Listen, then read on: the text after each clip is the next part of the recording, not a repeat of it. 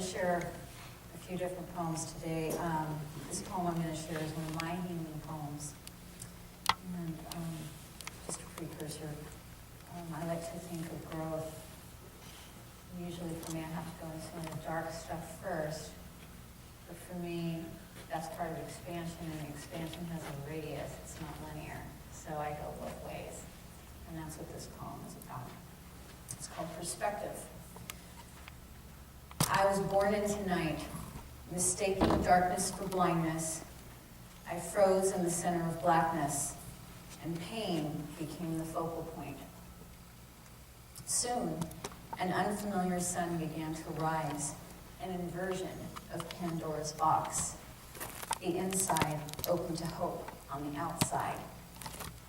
Steadfast in its promise for changing all things, light did bend its many truths like a prism, stretching night into asymmetrical shadows.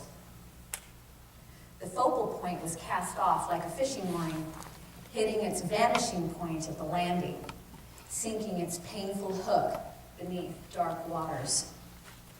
I had seen that vanishing point, left my childhood stories behind on meridians, and night gave way to day's counterpoint.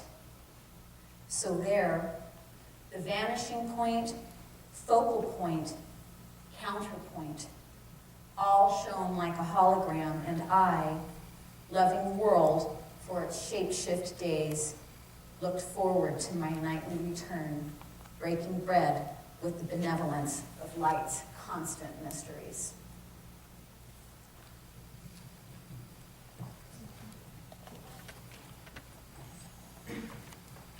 I'm going to read a series of 3 poems here, and some of you have heard one or all 3 of these before, so I apologize for that. But there are a series of poems that illustrate the grieving process over time. Often I explain that a little bit going through them, but because of time, I'm not going to do that today.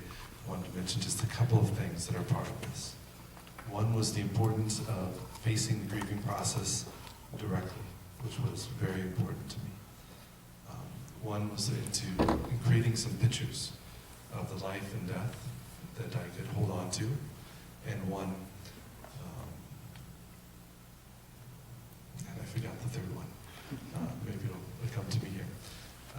So these are 3 poems that, the first one was written the night that my dog died. And so these 3 are about grieving for my dog and me. I had to say goodbye tonight. That big old moon wasn't quite full as I drove home tonight. A piece of it was missing. I felt that I was entering a time like that of tonight's moon, without the grace of such brevity. You lay on the mat, barely able to look up. I knew of your suffering, when even the salt of my tears didn't draw your tongue. I knew the decision I did not want to make. In the midst of these many strangers, I felt no shame in my tears, no desire to hold back. I never hid anything from you. And now was not the time. I wasn't ready to say goodbye.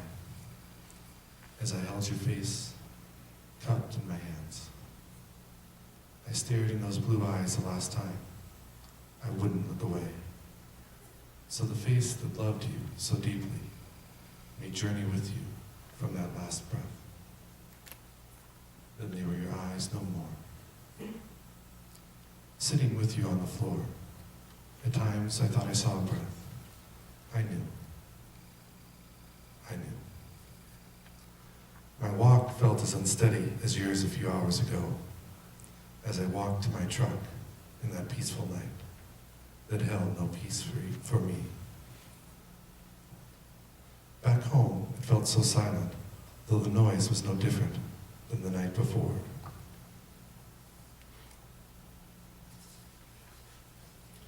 That relaxed phase of crying settled in, as memories bearing the grieving process carried you with me. But each time I realized there would be no more memories. A jolt set more tears free, with gasps for air as if reaching for you. You were always my comforter. So many times I heard that you were just a dog, but tonight, more than ever, I wanted you to know I never believed that lie. And tonight, as I held your face through that last breath, I never wanted to say goodbye.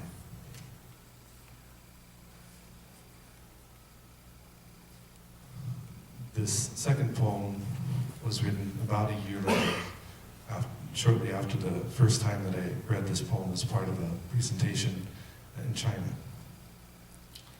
And it ties to the next point of being able to watch the process over time, the healing process over time, even into death.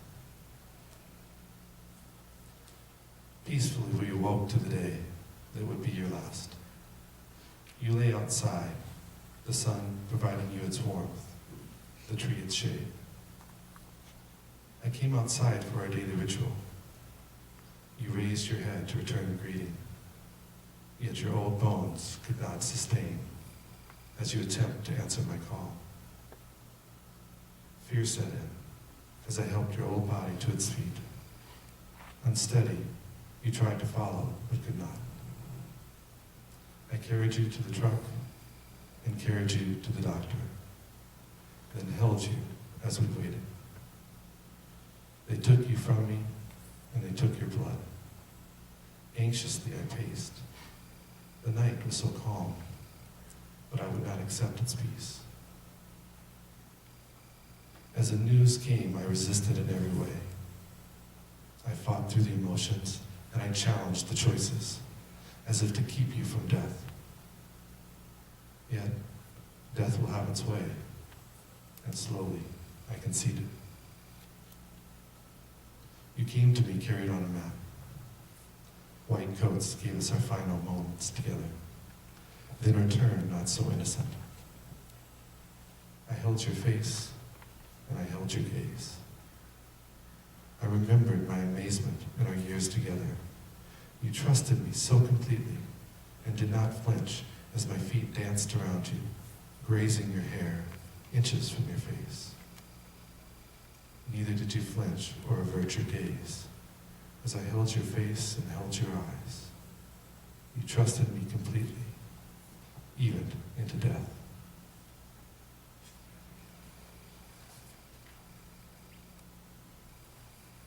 This last one was a couple months later, after a dream about a man. It's called A Visit. Last night you came to me in a dream, younger than our last meeting. Standing close, your fur soft, eyes peering blue, calmly nuzzling me, making sure I felt your presence. I embraced you, the touch so real. I knew the visit was not for long, and just treasured the few moments of missing you yet, and knowing I would miss you once again.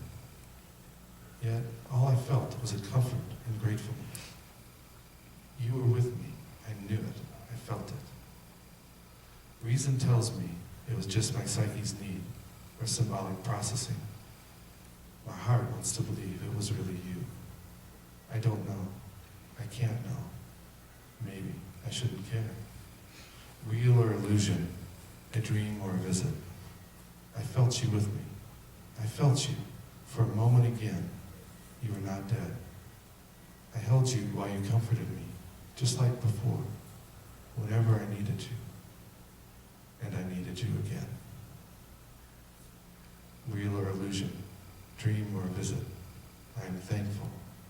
And thankfully, I am still missing you.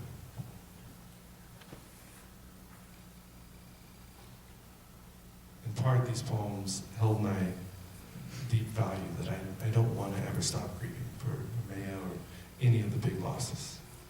Because holding on to that pain, although the pain will be experienced differently, is a part of holding on to the love, holding on to the meaning and what it's been. And that pain is a small price to pay for all of the meaning that it brings. And that's a big part of what we're doing with the poems. We're creating meaning, and we're creating memories. I think of them as, in a sense, a type of picture that captures things but it captures them in a different way than a photograph does.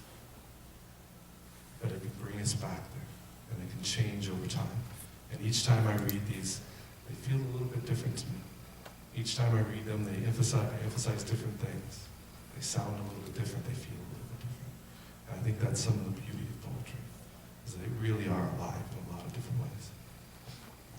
So I'm going to talk a little bit then about the therapist's use of poetry.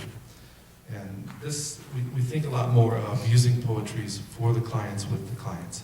But I think we also can use our own poetry in a variety of ways. One of my favorite ways to do this is, in coming out of a session, instead of writing a progress note, if I feel stumped or moved, often I will sit and I'll write a poem. Put off the progress notes till later.